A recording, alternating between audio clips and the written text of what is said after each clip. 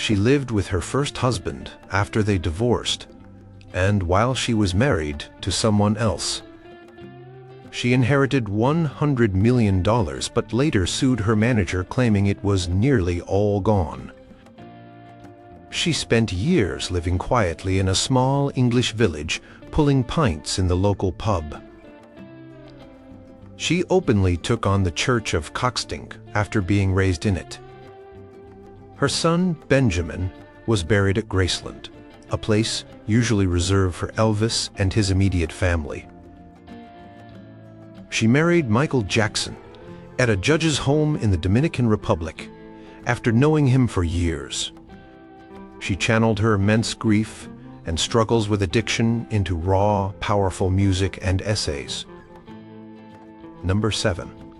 She ditched Hollywood glitz for English village life.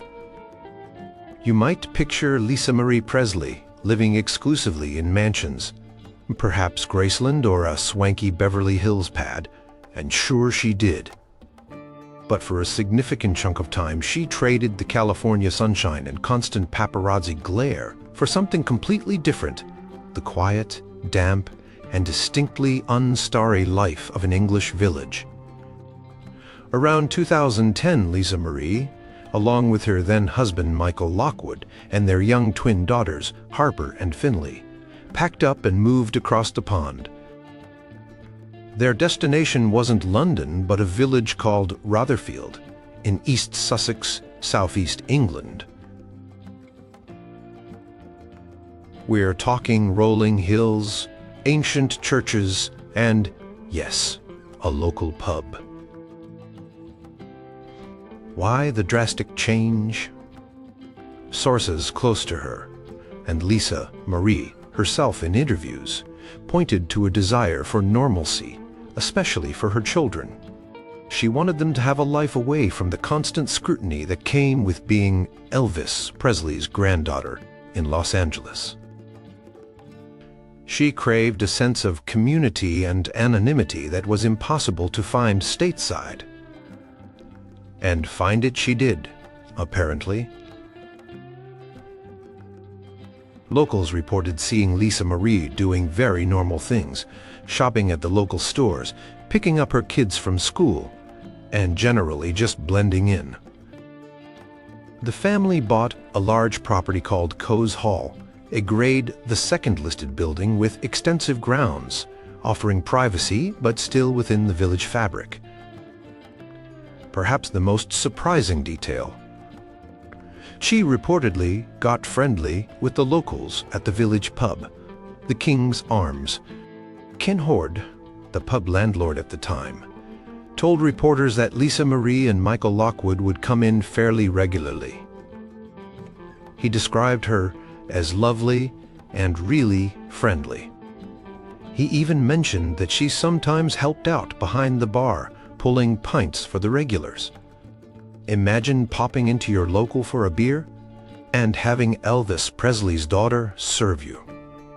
She spoke about enjoying the simple pleasures, the green countryside, the lack of pressure, the ability to walk around without being constantly photographed or judged. She loved the British sense of humor and the down-to-earth nature of the people she met. It was a sanctuary, a place where she could breathe and just be Lisa, not Lisa Marie Presley, daughter of the king. This wasn't just a short holiday. She lived there for several years, reportedly until around 2016. It marked a distinct chapter in her life, a deliberate choice to step away from the legacy and the lifestyle that had defined her since birth. It showed a side of her seeking peace and quiet, far removed from the rock and roll royalty image. She even sold fish and chips from a van with her husband during her time there, according to friend and local pub owner Justin Scales. He told the BBC. She loved the quiet life, the village life. He added that people in the village respected her privacy, allowing her to live that normal life she seemed to crave. This period highlights her desire to carve out her own space, defined by her own choices, not just her famous name. Number 6. Her music career was a battle against her dad's shadow.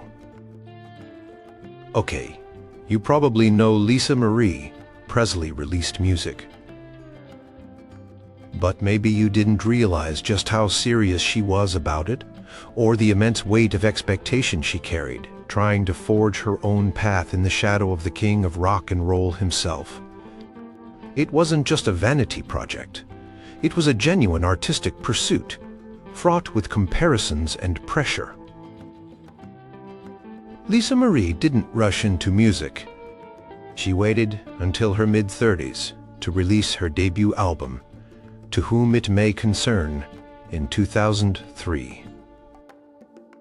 Think about that, growing up the daughter of arguably the most famous musician ever, and then deciding to step into that same arena. The guts that takes.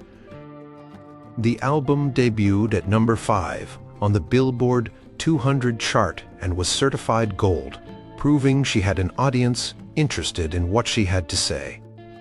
Her sound wasn't Elvis-ite. It was darker, grittier, more alternative rock with confessional lyrics.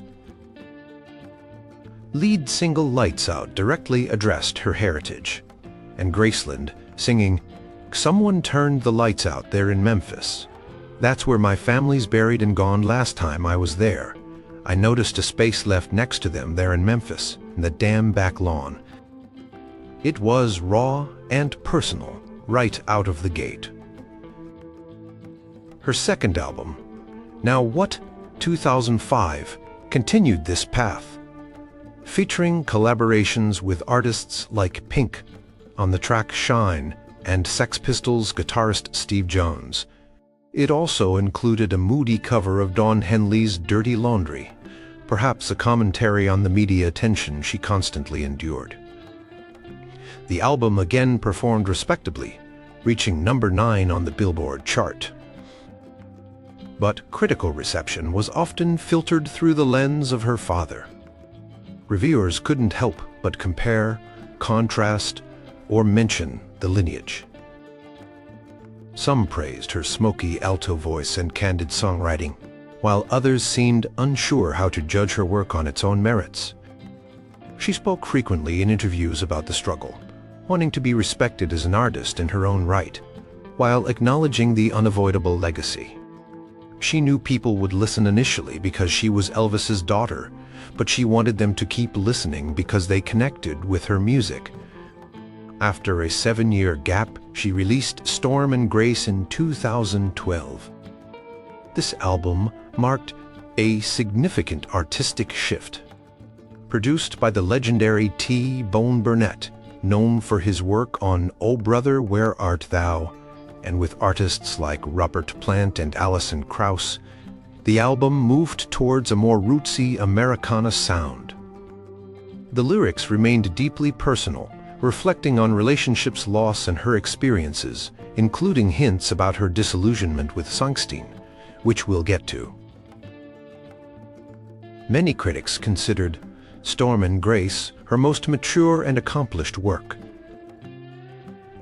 Rolling Stone called it the album she was born to make, a raw, spooky monologue set to traditional folk and country gospel arrangements. Burnett himself praised her songwriting, saying he was surprised by the quality of the songs she brought him. This album felt like she was finally carving out her own distinct musical identity, less reliant on rock angst and more settled into a thoughtful, atmospheric groove. Despite the critical acclaim for Storm and Grace, it didn't achieve the same commercial success as her earlier albums. Touring and promotion were also demanding. Throughout her music career, Marie laid bare her life experiences, her complex relationship with fame, her marriages, her grief, her rebellious streak. It was a constant balancing act, honoring her father's musical legacy while fighting to establish her own voice in the very industry he dominated. She wasn't just Elvis's daughter making music. She was a joker grappling with extraordinary circumstances, using her music as an outlet and a statement. Number 5. She remained extraordinarily close with her first husband, Danny Kaye. We all know about Lisa Marie's high-profile marriages to Michael Jackson and Nicolas Cage. They generated endless headlines.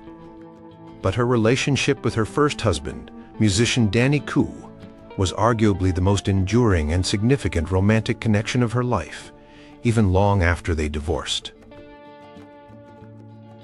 Their bond was unusually close and defied typical ex-spouse dynamics. Lisa Marie married Danny Kaye in 1988. She was just 20 years old. He was a Chicago-born musician, playing bass in her mother Priscilla's band at the time.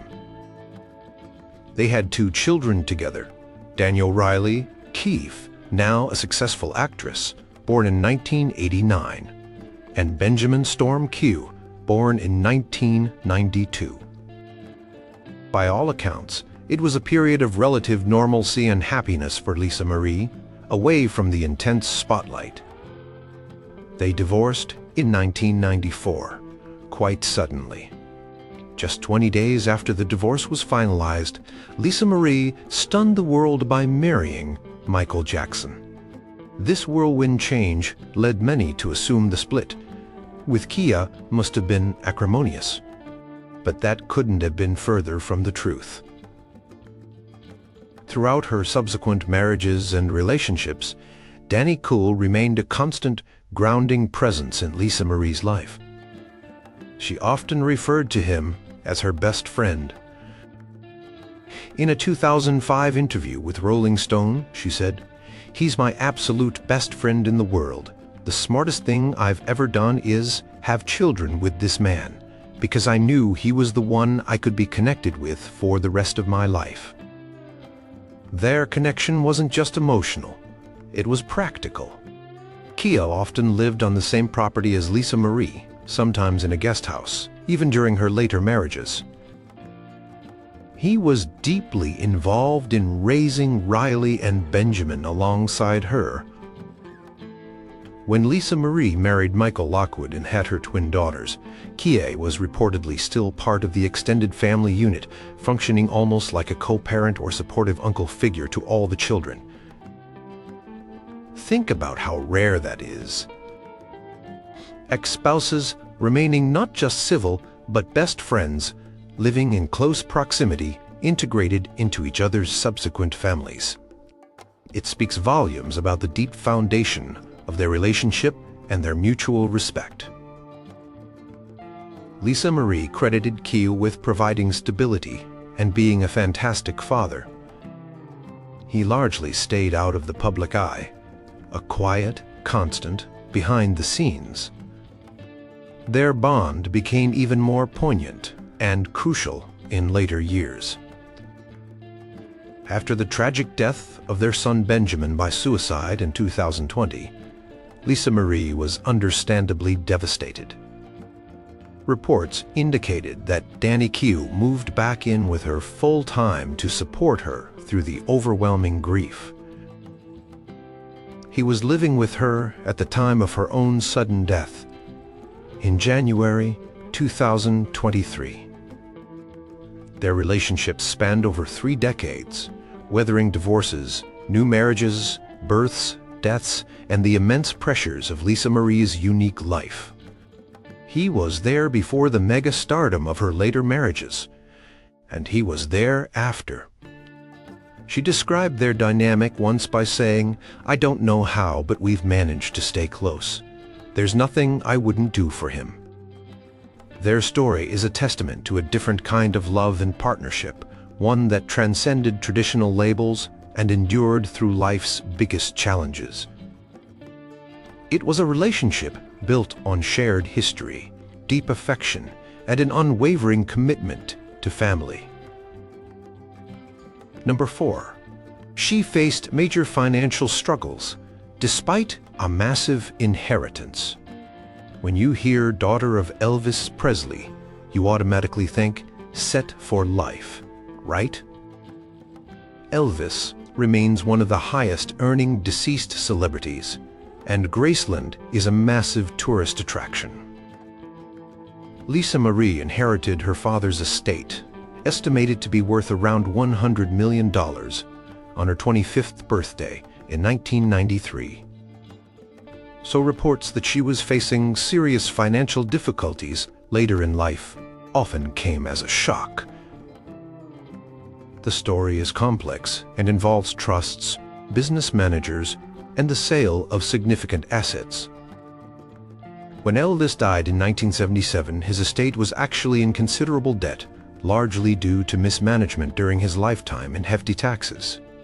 His ex-wife, Marie Presley, stepped in as an executor alongside the National Bank of Commerce in Memphis and Joseph Hanks, Elvis's former accountant.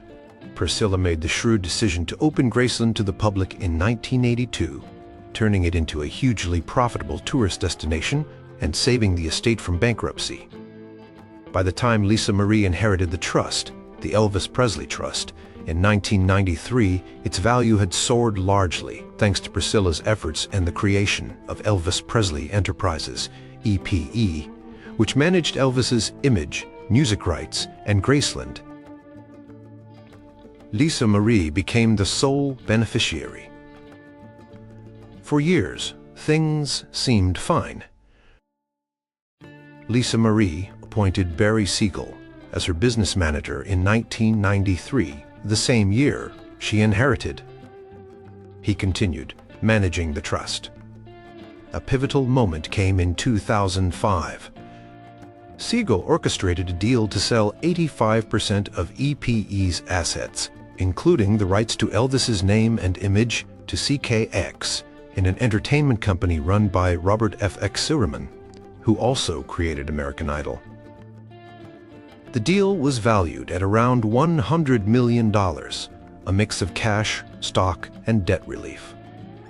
Lisa Marie retained 15% ownership of EPE and, crucially, sole ownership of Graceland itself and its contents.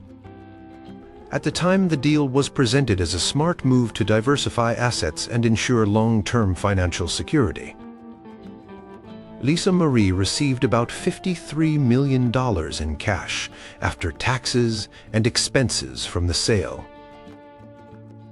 However, years later, financial problems surfaced. In 2018, Lisa Marie filed a lawsuit against Barry Siegel and his financial management company, Providence Financial Management. In the lawsuit, she claimed that Siegel had recklessly mismanaged her inheritance, particularly the cash proceeds from the CKX deal. She alleged that he put her money into risky investments that failed, dissipated her funds through high fees and poor decisions, and concealed the true state of her finances from her. Her lawsuit stated that the $100 million trust had been depleted, leaving her with only $14,000 in cash and hundreds of thousands of dollars in debt, including unpaid taxes and credit card bills. She claimed Siegel had assured her finances were in good shape, while they were allegedly dwindling rapidly.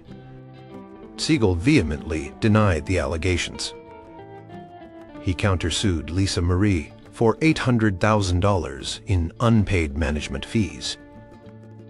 His legal team argued that Lisa Marie's financial woes were due to her own out-of-control spending habits. They claimed she had ignored their advice to curb her spending and lived an extravagant lifestyle that drained her funds, despite the income generated from the trust and the CKX deal. The legal battle became messy, with both sides painting very different pictures. Lisa Marie's side pointed to specific investments Siegel made that lost money. Siegel's side pointed to Lisa Marie's alleged multi-million-dollar annual expenses. The truth likely lies somewhere in the complexities of high-level financial management, investment risks, and personal spending choices. Regardless of the exact cause, the fact remains that the sole heir to one of the most lucrative entertainment legacies in history found herself in a position of reported financial distress. It's a cautionary tale about wealth management and the pressures that can accompany large inheritances, even those tied to seemingly perpetual money-making machines, like the Elvis Presley brand.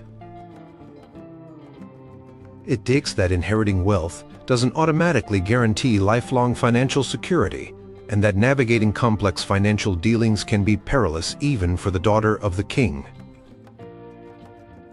Number 3. She bravely spoke out against the Church of Skupcent. Lisa Marie Presley's relationship with the Church of Sikhism was long and complex, stretching back to her childhood.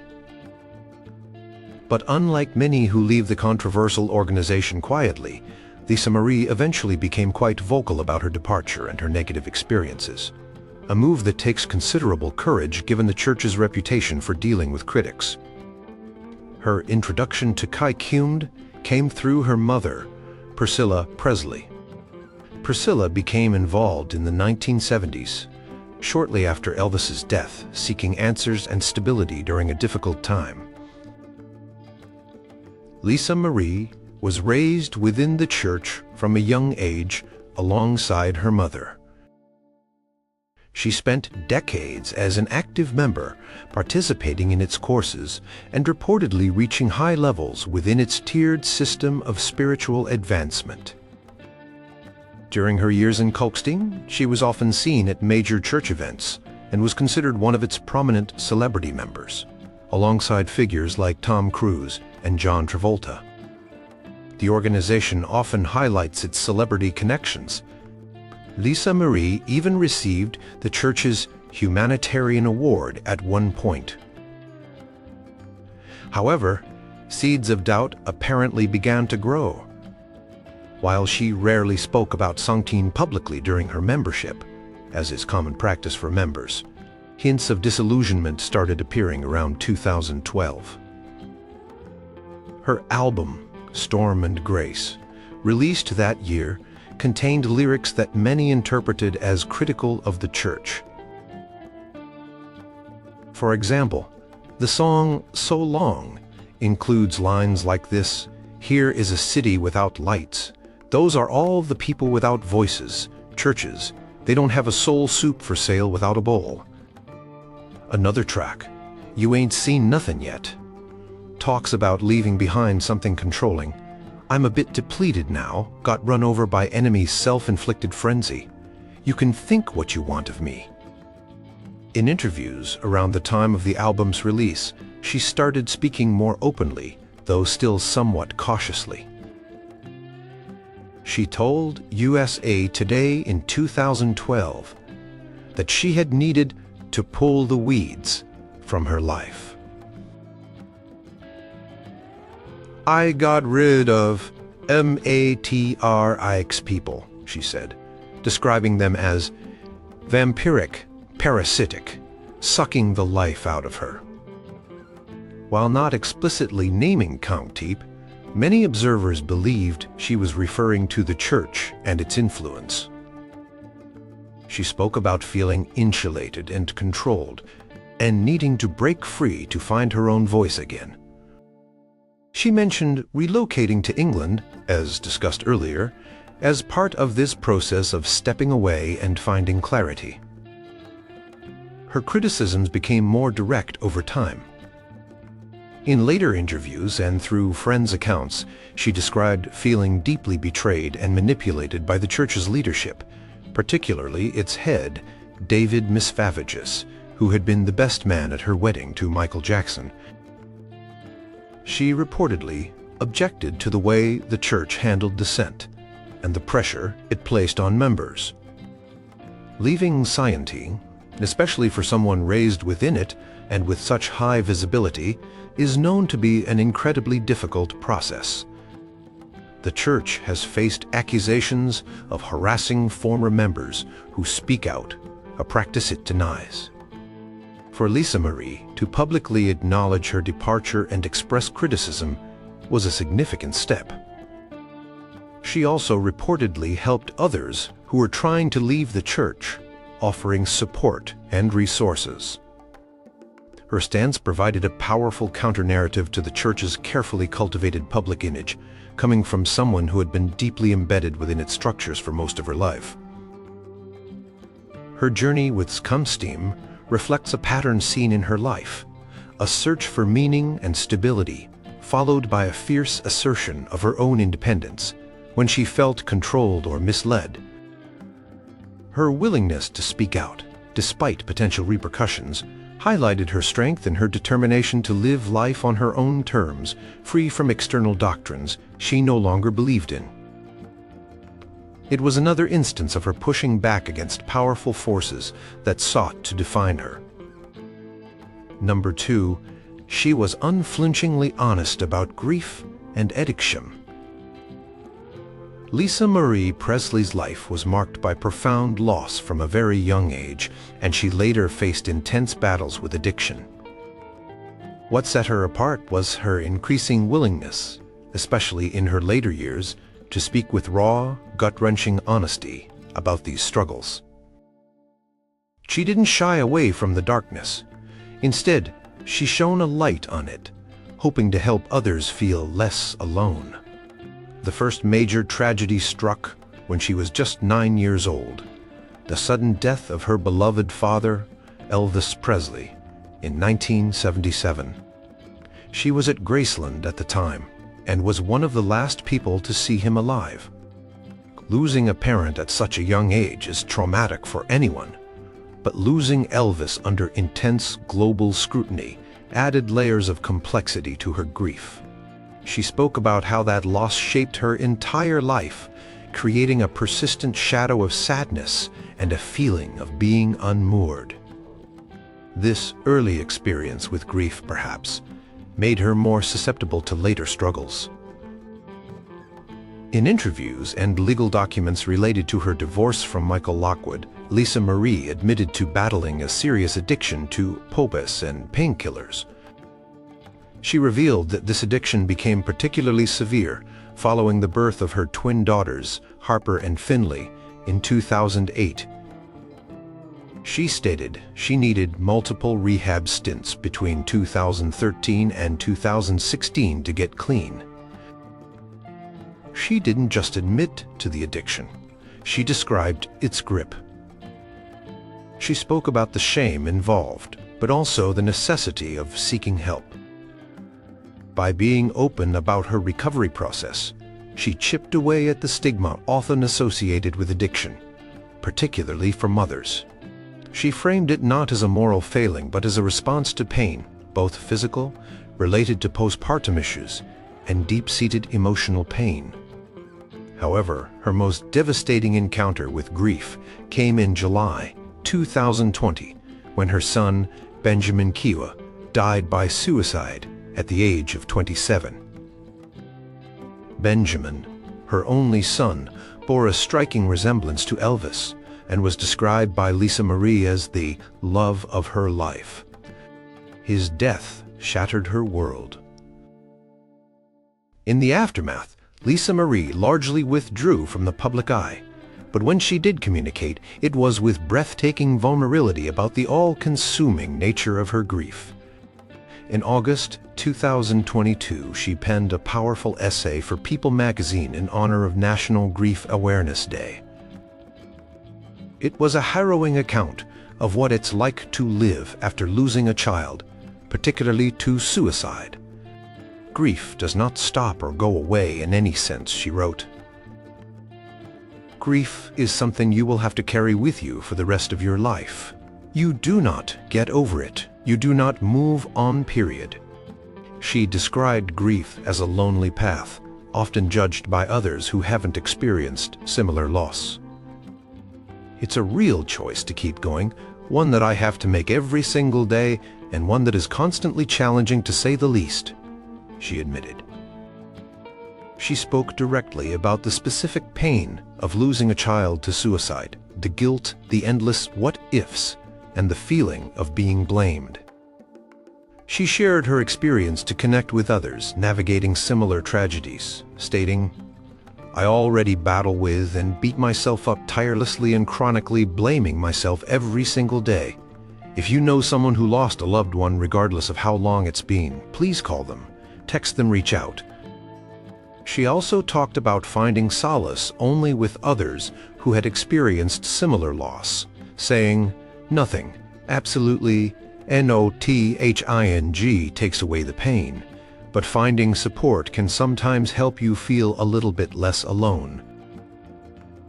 She mentioned attending support groups and the importance of community in the face of unspeakable pain.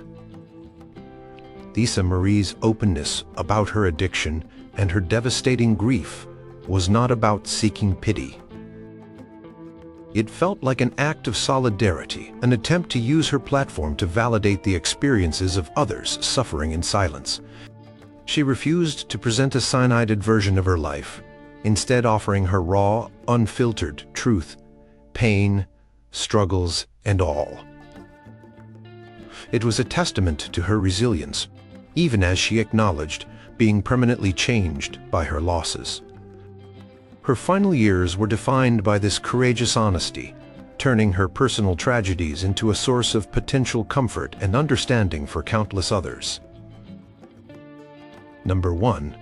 Her whirlwind marriage to Michael Jackson started secretly in the Dominican Republic. Everyone remembers the shockwaves when Lisa Marie Presley married Michael Jackson in 1994. It seemed like an almost surreal pairing, the daughter of the king of rock and roll marrying the reigning king of pop. But the details surrounding the actual wedding and their life together were even stranger and more intriguing than the headlines suggested. Their friendship actually dated back years. Lisa Marie first met Michael Jackson in 1975 when she was just 7 years old and attended several of his concerts in Las Vegas with her father, Elvis. They reconnected as adults in the early 1990s, apparently bonding over their shared experiences with intense, unique global fame from a young age, and the difficulties that came with it. Michael reportedly became a significant source of support for Lisa Marie during a difficult period. Their friendship intensified, and then, seemingly out of nowhere, they got married. The wedding itself was shrouded in secrecy. It didn't happen at Neverland Ranch or some lavish Hollywood venue. Instead, on May 26, 1994, just 20 days after her divorce from Danny Koo was finalized, Lisa Marie and Michael Jackson flew to the Dominican Republic. They were married in a small private civil ceremony at the home of a local judge named Hugo Francisco Alvarez Perez in the town of La Vega. Reports suggest very few people knew about it. Even some close family members were caught off guard. The official announcement came weeks later, confirming the union that many found baffling. Why the secrecy? Why the Dominican Republic? It added to the mystique and speculation surrounding the couple. Their public appearances together were often scrutinized. There was the infamous, slightly awkward kiss at the MTV Video Music Awards in 1994, accompanied by Michael's declaration, "And just think, nobody thought this would last." There was the joint interview with Diane Sawyer, where they defended their relationship against claims it was a publicity stunt or somehow unnatural. Lisa Marie consistently maintained their love was genuine. Life inside the marriage, particularly at Jackson's sprawling, fantastical Neverland Ranch, was reportedly complex for Lisa Marie.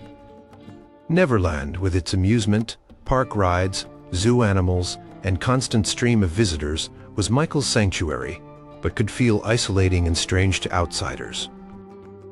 Lisa Marie spoke later about trying to create some semblance of normalcy within that extraordinary environment. She described trying to ground Michael, encouraging him to interact more with the outside world, and expressing concern over his health and lifestyle including his reliance on prescription drugs. In a 2010 interview with Oprah Winfrey following Jackson's death, Lisa Marie reflected on their time together. She spoke about feeling that she could save him from his demons and the pressures surrounding him. "I deeply believe that he loved me as much as he could love anyone," she stated, while also acknowledging the challenges posed by his entourage and his unique reality. She described moments of genuine connection and affection away from the cameras, but also periods of frustration and difficulty communicating. The marriage lasted less than 2 years. Lisa Marie filed for divorce in January 1996, citing irreconcilable differences. Despite the split, Lisa Marie often spoke of Michael with a degree of affection and sadness, particularly after his death in 2009. She expressed regret that she couldn't help him more. Their brief, intense, and highly publicized marriage remains one of the most talked about and puzzling chapters in both of their extraordinary lives. It was a collision of two of the biggest dynasties in popular music history, conducted under a global microscope, starting with a secret ceremony in a Caribbean town, a fittingly unusual beginning for one of modern fame's most unconventional unions.